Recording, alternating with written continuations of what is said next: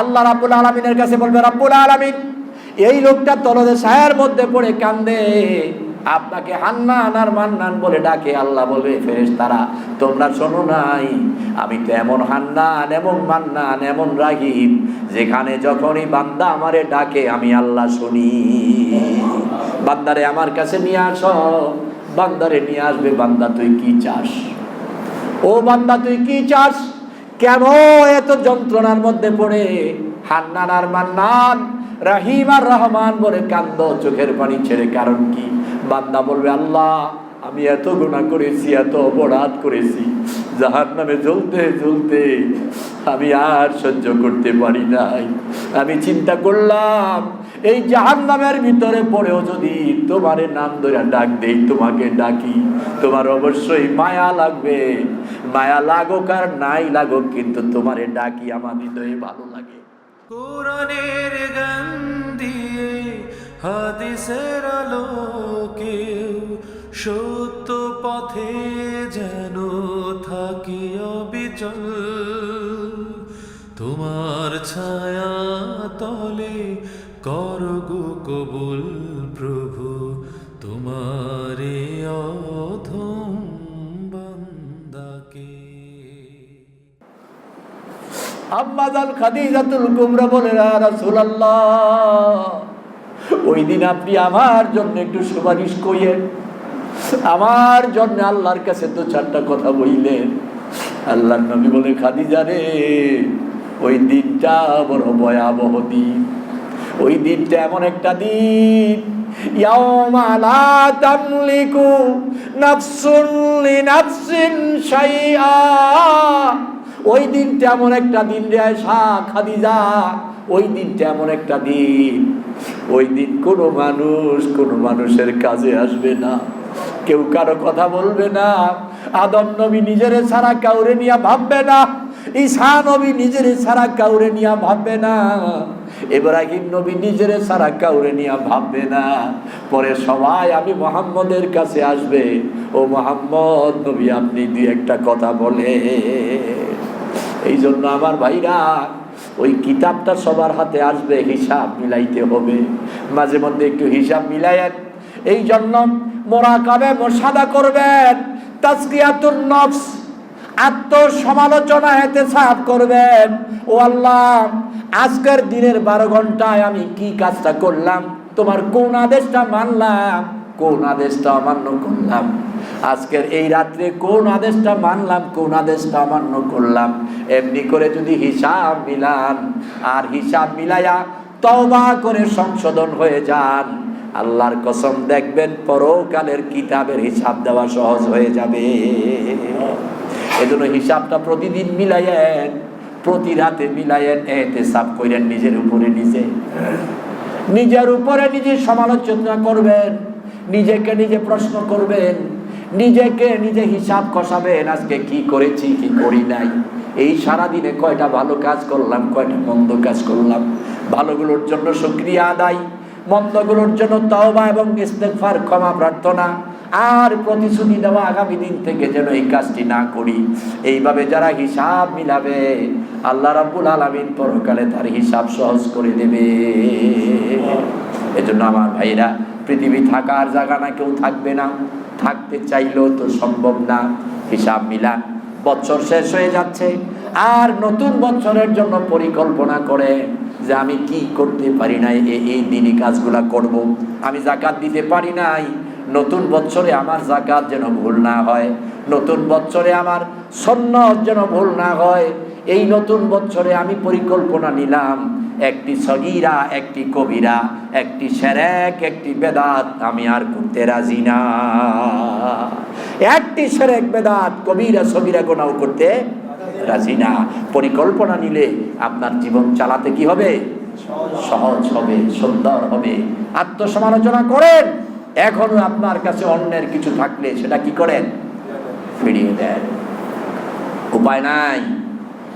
হিসাব নিতে গিয়ে আল্লাহ বড় কঠিন, বড় মজবুত। এরপরে যখন তিনি ক্ষমা করতে শুরু করবেন, তখন তিনি হবেন রাহমান, আর দুনিয়া আর পরকালে হবেন কি? রাহিম। তখন তার দয়া দিয়ে তিনি ক্ষমা করবেন। ক্ষমা পাবে না, ঈমান আছে এমন কেউ থাকবে না। শেষ ব্যক্তি চিৎকার করবে হান্নান আর মান্নান বলে, ইয়া হান্নান ইয়া মান্নান, জাহান্নামের একেবারে তলদেশে। আল্লাহ রাব্বুল আলামিন ফেরেশতাদের বলবেন, এই জাহান্নামের তলদেশে হান্নান আর মান্নান বলে কারা চিৎকার করে, যাও ওখানে দেখো। ফেরেশতারা বলে, রাব্বুল আলামিন আমরা কোনো আওয়াজ পাই না। বলে, আমি আল্লাহর কানে আওয়াজ আসতেছে জাহান্নামের তলদেশ থেকে। জাহান্নামের একবারে তলদেশের মধ্যে ওরা গিয়া দেখে কোথাও খোঁজ নাই, খবর নাই, কাউরে পায় না। আল্লাহ বলবে, একেবারে নিচুতে চলে যাও, ওখানে গিয়ে গভীর কান লাগায় শোনো। ফেরেশতারা আবার যাবে একেবারে নিম্নগামী দিয়া, একেবারে তলদেশে গিয়া দেখবে পড়তে পড়তে আঙ্গার কয়লা হয়ে গেছে, কালো হয়ে গেছে। একটা বান্দা চিৎকার করে কান্দে আর বলে, ইয়া হান্নানু ইয়া মান্নানু ইয়া রাহিম। আল্লাহ রাব্বুল আলামিনের কাছে বলবে, রাব্বুল আলামিন এই লোকটা তলদেশের মধ্যে পড়ে কান্দে, আপনাকে হান্নান আর মান্নান বলে ডাকে। আল্লাহ বলবে, ফেরেশতারা তোমরা শোনো নাই, আমি তো এমন হান্নান, এমন মান্নান, এমন রাহিম, যেখানে যখনই বান্দা আমারে ডাকে আমি আল্লাহ শুনি। বান্দারে আমার কাছে নিয়ে আসো। বান্দারে নিয়ে আসবে। বান্দা তুই কি চাস? ও বান্দা তুই কি চাস? কেন এত যন্ত্রণার মধ্যে পড়ে হান্নান আর মান্নান, রাহিম আর রহমান বলে কান্দ চোখের পানি ছেড়ে? কারণ কি? বান্দা বলবে, আল্লাহ আমি এত গুনাহ করেছি, এত অপরাধ করেছি, জাহান্নামে জ্বলতে জ্বলতে আমি আর সহ্য করতে পারি নাই। আমি চিন্তা করলাম এই জাহান্নামের ভিতরে পড়েও যদি তোমারে নাম ধরে ডাক দেই, তোমাকে ডাকি, তোমার অবশ্যই মায়া লাগবে। মায়া লাগুক আর নাই লাগুক, কিন্তু তোমারে ডাকি আমার হৃদয়ে ভালো লাগে, অবশ্যই তোমার মায়াও লাগবে। আল্লাহ বলবে, বান্দা তোর পাপের প্রায়শ্চিত্ত হয়েছে। বান্দারে আমারে ডাক দিছস, আমারও মায়া লাগছে, যা এই বান্দারে নহরে আমি ইয়াদের মধ্যে গোসল করাইয়া দে, যৌবন ফিরাইয়া দে, এরপরে আমি আল্লাহর জান্নাতে ঢুকাইয়া দে। এই জন্য আমার ভাইয়েরা, এই দুনিয়া থাকার জায়গা না, সবার মৃত্যু খুব কাছে, খুব নিকটে। হতে পারে আজকের জুমা কারো জন্য যেন শেষ জুমা হয়ে যায়, আজকের এই সালাত জীবনের শেষ সালাত হয়ে যায়, আজকের এই বয়ান জীবনের শেষ বয়ান হয়ে যায়। দুনিয়ার জন্য যত কান্দ, দুনিয়া লাথি মেরে তোমারে মাটির নিচে ফালাইয়া দিবে।